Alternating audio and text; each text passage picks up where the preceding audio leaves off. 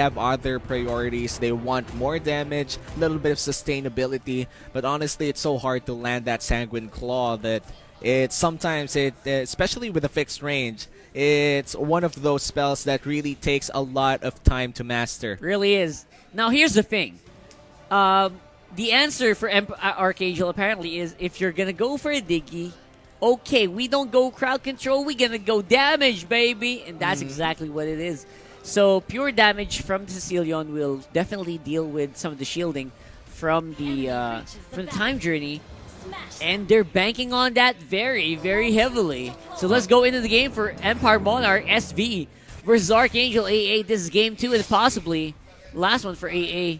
If they win. If they win, because right now they've got a very weird win condition where they really need a lot of damage. Yeah, and also their damage scales up towards the late game. You're never going to see a Sicilian who's very effective on the early or mid-game part.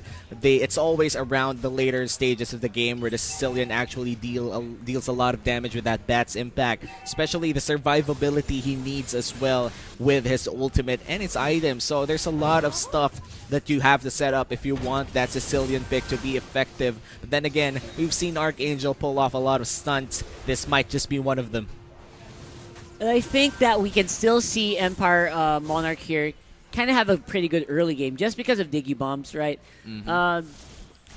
I'm a little bit surprised by Archangel's pure reliance on crowd control from the Sylvana, because that's all.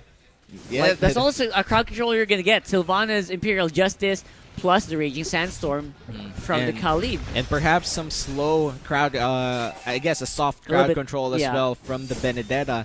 But apart from that, Sanguine Claws, super unreliable. Unreliable. I don't even count that as a crowd control anymore, considering that he's been using it to just clear off the minion waves. And this is what you want early on in the game. Try not to give out free gold with the plating. Just try to shove your waves, try to farm up as much as possible, and you would want that if you're Empire Monarch, especially with that Diggy. Wow, it actually landed in the first blood. Goes to the Hayabusa. And when things go right, that is exactly what I thought would happen. And that's why I said they're going to have to work extra hard to get pure burst damage, because that's their tool. They don't have crowd control. That means they need to have maximum burst. Yeah, and they did in that instance. Speaking of maximum burst, just look at this turtle just going down fairly quickly to the hands of Archangel once again. Raging Sandstorm lands.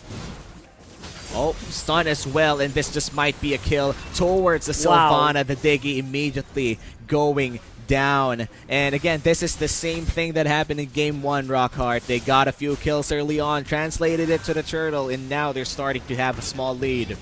A bit of a small lead, but in the end, must be kind of worth it to just go hard onto Turtle. Just because of the Turtle buff on the Hayabusa, it's all worth it to just take it slow. They don't need to get so many kills yet. They just need to get a lot of pressure in.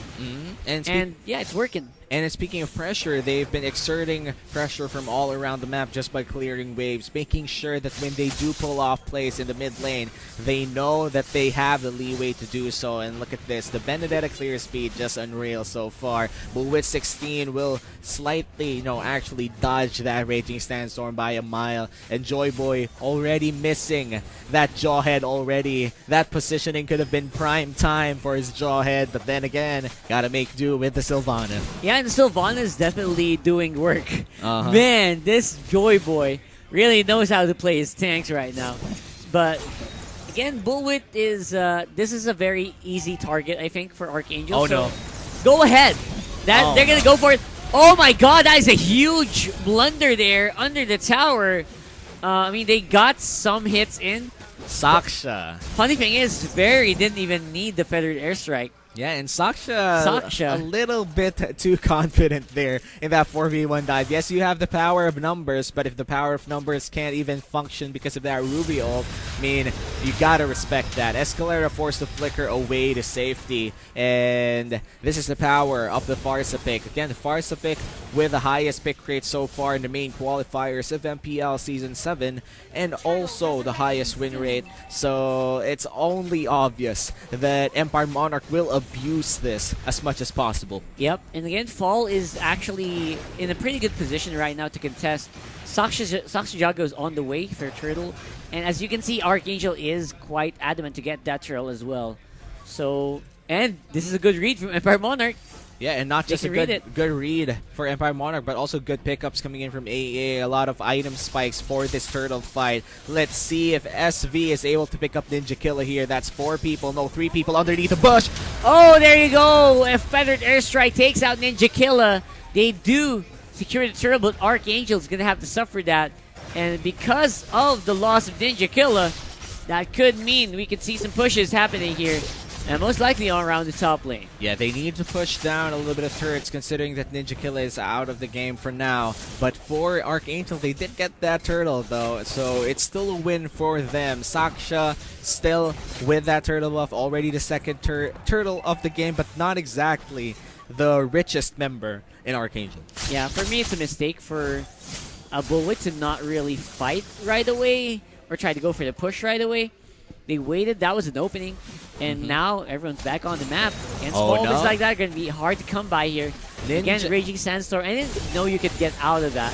Oh no, this is just no escape for Ambush 3435. He was the one who got ambushed in that 3v1. That Sylvana Cage, the Imperial Justice, plus actually all of the ultimates coming in from 3 people of Archangel in the bottom lane secured that kill. And now that the wave is pushing in the bottom side, they're the ones who are going to push. They might just get a first turret of the game as well. Yeah, I think that's the opening that should have happened for Empire Monarch, but again, they failed to capitalize on that. And because of that, Archangel will get turret first blood. And again, they kind of got a lot of the outer turret energy shields as well on the other side, so they're pretty good in terms of economy. 2,000 gold ahead at 6.5 minutes in the game. Yeah, and that's the effect of having proactive plays early on, and they are definitely proactive. And for our audience over there, we know that it's pretty boring so far in terms of the kills. It's 7 minutes in, we only have 5 kills on the board. Very slow but game it's here. Very macro-oriented. All of them really again, know how to rotate and know when to get objectives and fight for objectives, because it's actually, it doesn't make sense if you fight without an objective. Just take a fight when you have an objective to take. They do. I mean, for Empire Monarch, their win condition is, again, Ubasan, who is getting hunted down right now and bursted right off the bat. Ninja Killer could do no wrong. Fall takes out the quad, and under the turret they go. Ninja Killer still alive, brother, and the turtle will fall. Man, what happened there? Ninja Killer, he played around it, and he got lots of value. Archangel securing another turtle, and Ninja Killer, as you said, surviving in front of 4 people. The quicksand guard with 50 HP, by the way. That was a half a bar, and he just regens so much to the point that he bought enough time for Archangel to just secure that turtle quickly. And as we were talking earlier, Rockhard, you don't have to fight if you already got the objective. That was the goal. They got the turtle, went out, called it a day. Yeah, and they're happy because Fall was also doing some pretty good damage on the back foot while all of that was happening. So, man, frets all everywhere here for Empire Monarch. Archangel, they're all over the map right now. They need, I think for Empire Monarch, they need to make sure that they free up a little bit of space here in the map. At least try to take 1 outer turret so they can enter the jungle a little bit safer and try to make plays there. But looks like ambush, another ambush here in the bottom lane. Yeah, right now Fall is a very tanky guy, and with the lifesteal that you have for the Vendetta, you can really regen really quickly. So, not surprising at all. Now, what we're going to see here is, again, control for the mid lane. This is why you get the Farsa. And this is probably why Archangel is having a little bit of a hard time getting a lot of kills. Because the Farsa just controls the waves. But look at this. Imperial Justice lands plus the Electo final blow. It will be the final blow in ambush as Sicilian gets the kill with a Bat's Impact. That's 4 people in the bottom lane. Might be the turret instead. Again, fights for objectives. Archangel knows what's up. They know what's up, man. Even the FAMs with the Vengeance, with the Conrad Inferno, could not withstand the damage. Extension forced to use the Aegis, and now you're going to be going for the chase. And the fight continues here. Shadow kill committed on Bulwit, and Bulwit just might be in trouble, but look at that. Clone after clone. Will He's it be enough to still survive? Ruby really gets him, though. Diggy is also gonna die in that fight. 2 people down for Empire Monarch, and only 1 for Archangel. And Ubasan way too late to the party once more. I cannot believe I'm seeing this. Man, Archangel, they're bullying their way to victory. They get that turn on the bot side. And top lane is also going to be going to them. Yeah. And 6k gold lead, man. Or 5k gold lead, rather, for Archangel. And Empire Monarch has been able to fight them fairly in skirmishes and team fights. But every time they do so, for some reason, Archangel ends up 1 foot ahead with an objective, of course. Ubasan a little bit late. All the time. Like, the moment he arrives, everyone's dispersing already. This guy feels like he has BO or something. I don't know. People just tries to go away from him.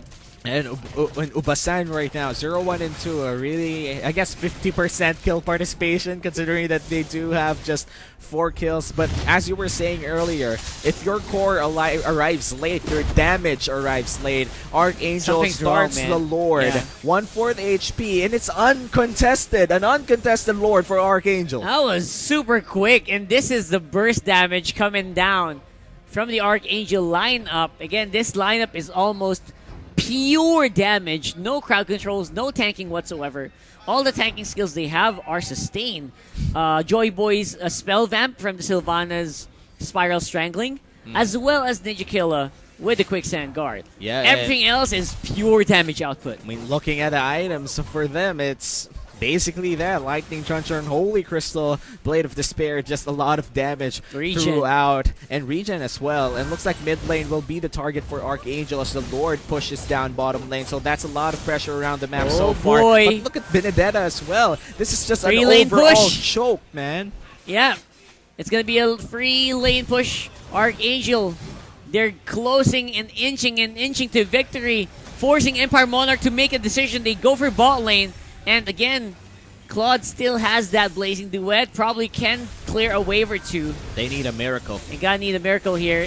They're saving the Blazing Duet way too much. And apart from a miracle, they also need to clear out the minion waves here. If they aren't able to clear out the minion waves, we're going to see 3 inhibitor turrets down. But looks like they've succeeded so far. The Lord is already down. It's still quite early in the game. But the people of Archangel, 5 people just roaming around the jungle, clearing everything out. They're choking in SV inside their own base, limiting their resources, actually stealing it away. Archangel, they know how to end games. Yep, and again, they're doing this very methodically. They're not rushing it. They know they're at an advantage, and they're playing towards that.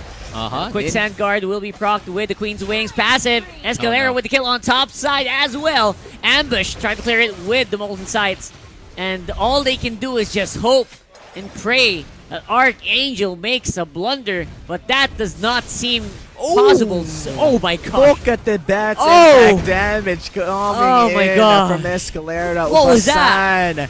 It's not gonna look well for Empire Monarch so far. This is already looking like an Archangel win. They have 10 seconds until Bulwit is up. The fight starts now. Archangel, they're going in for the close. Lots of low HP. Ambush is very, very low as well, but Cal Quadrat Inferno will keep him alive. Sasha Jago playing with the shadows here, and somehow Empire Monarch can actually defend this. Yeah, and I feel like Archangel maybe respected SV as well, knowing that Bulwit is up. They already saw what Bulwit could do to the top side earlier when they did have a 4v2 blunder out there. I think respecting your opponent also entails a little bit of discipline for Archangel, and discipline was a key word that we were talking about as well yesterday. A lot of the good teams always knew when to back off. Yep, you don't need to really end the game. I mean, you don't need to rush ending the game if you think that you have the if you're going to be on the risk of losing it with one team fight. So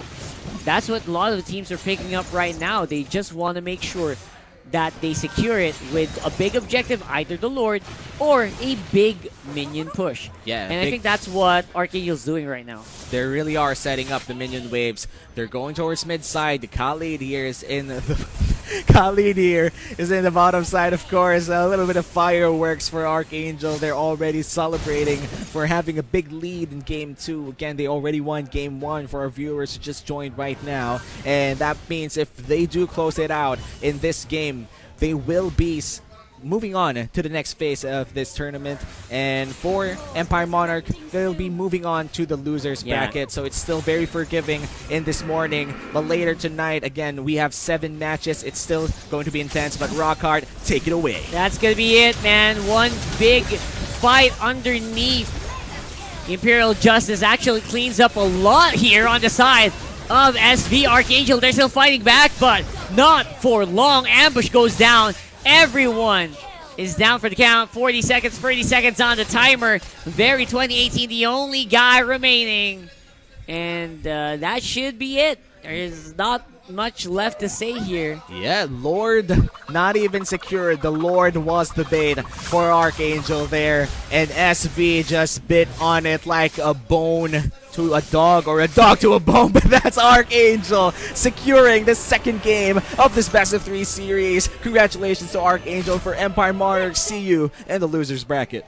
Yep, and there you go. Just pure power coming in from, again, a very strong contender for the regular season. Archangel.